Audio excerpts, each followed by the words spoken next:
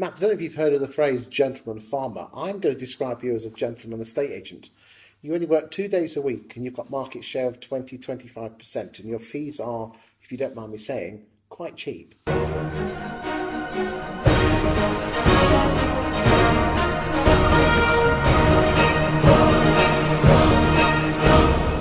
Yeah.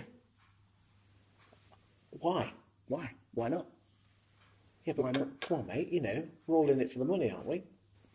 I think it's the stereotypical estate agent that's in it for the money, and I think that goes generally with the lifestyle and the trappings. You know, you expect the fancy car and the big house, but it's usually the fancy car that's not paid for and the big house that's mortgaged up to the hilt, and the stress that comes with trying to keep those things together. For me, you use the word gentleman farmer or philanthropist, I think is another word. No, I don't go around giving away my fees, but charging what I need to charge is a fundamental part of me running the business, is that I'm not motivated by money. And to hear that statement coming from an estate agent is probably something that you don't hear very often. It's all in it for the fees. No, money does not float my boat. Do you think it screws a lot of estate agents that they think they should be charged more? They could or should charge more? I think it's a culture that we've had for so long. Where's that culture come from? Target-driven environments. Okay, is that from the corporates? Yeah, without a doubt. But the corporates only take up probably 15-20% of the UK market. Do you think it's the same in the other 80% on the independents? Do you think they screw themselves up on fees, or do you think they screw themselves up on other things? Because you've done both.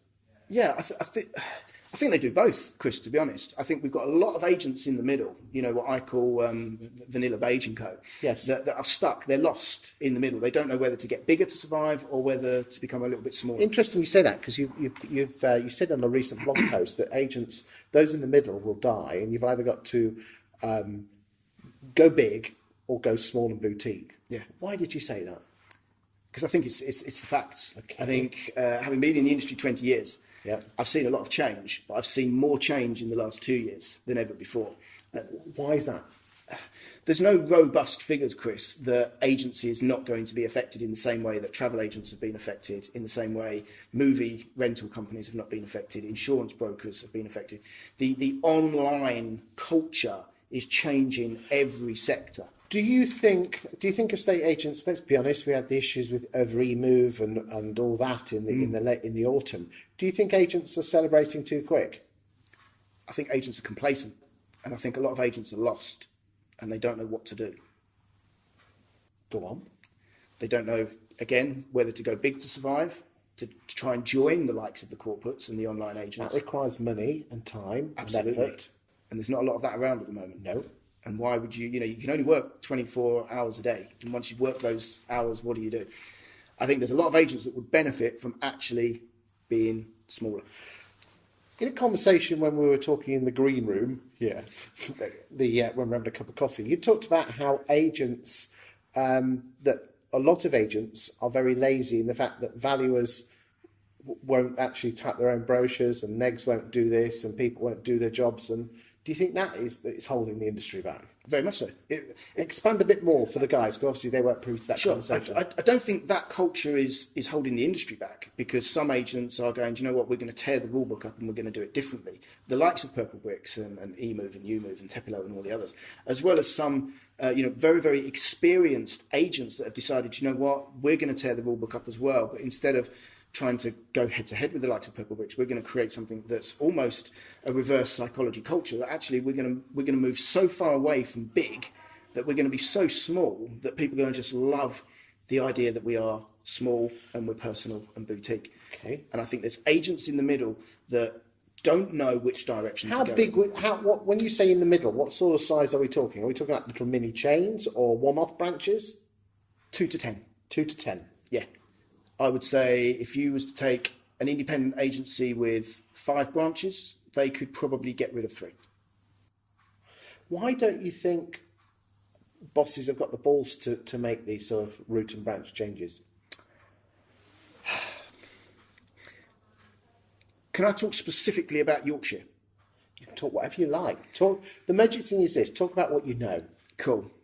When I set Harwell Estates up back in 2013, what I noticed is that the majority of the estate agents were also auctioneers, chartered surveyors.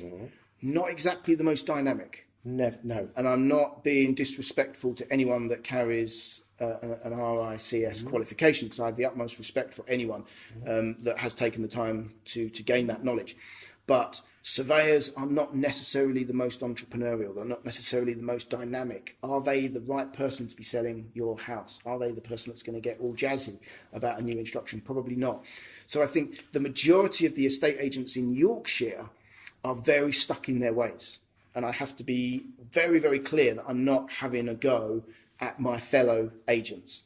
But I think the culture that the majority of them live in and work in does not allow them to be entrepreneurial. It does not allow them to think, right, things are clearly not working, so what are we going to do to make things work?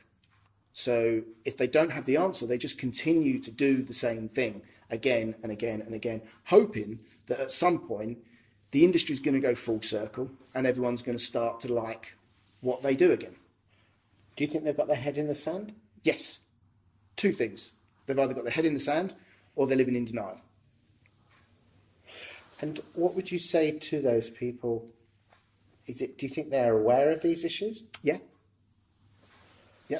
So if you were a consultant, which I know you're not, what's the one thing that you would suggest to these guys? Obviously not in Yorkshire, because you don't want them to change. But I think in general, agents should take time to critique their own businesses.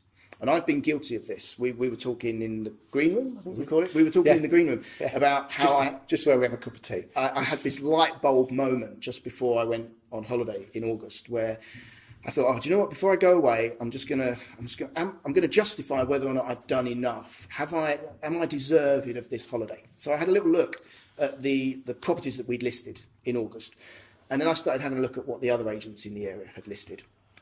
So then I started having a look at other market towns that we also work in. And by mid-August, my agency had listed more properties than any other estate agent within close proximity of where my office is based. Because in your patch, there's lots of little baby towns. Yes, we've got market towns. Yes. So my agency covers Bedale, Leyburn, Richmond, Northallerton and Thirsk. Lovely part of the world, if you don't mind me saying. Fantastic part of the world. So I had a look at all the agents that were operating in Bedale, Leyburn, Richmond, Northallerton and Thirsk. And by mid-August, I'd listed more houses than the likes of Bridgefords. I'd listed more houses than agents with 3 offices, agents with 2 offices, agents with 4 offices. And they've got a lot more offices, a lot more overheads, more staff. Absolutely. So that was the light bulb moment, Chris, where I stopped comparing my agency against the others, because I thought, you know what? I've been guilty of every trait. I think we're all guilty of trying to compare ourselves as humans, aren't we? Yeah. I've been Mr. Pie Chart. I've been Mr. My pipeline's bigger than yours. I've been Mr. 2%, look what I charge. And I got on the plane to fly out to Kefalonia, and I thought, right, it stops. The comparison stops now between what I'm doing and what other agents are doing. Surely we should be focusing on our own business. Absolutely. What makes us happy, what makes the clients happy. And if you can do that, then you're on a winner, aren't you? Absolutely. So I boarded a plane with my wife and our son Dylan, and we flew out for a 2-week holiday to sail around the Ionian Islands, starting in Kefalonia, charging on average 1,200 quid. And I stopped comparing my fees, my agency service, my market share, my pipeline with all the others, because I thought, you know what? I don't need to compare anymore. Well, I mean, I don't want to share it on film, but you shared with me when we were talking before. And if you don't mind me saying, even at those sort of numbers, you are making a decent living, if you don't mind me saying. So I live a good life. Yeah. And you enjoy it. I love it. Well done, mate. Thanks, Chris.